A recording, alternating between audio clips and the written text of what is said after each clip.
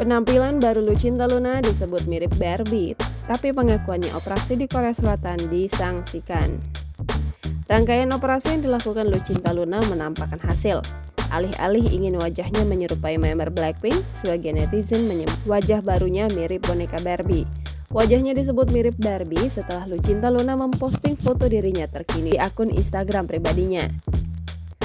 Pada foto itu, Lucinta Luna mengenakan tank top pink dengan bawahan warna senada ditambah aksesori topi yang memahkotai rambut panjang tergerai.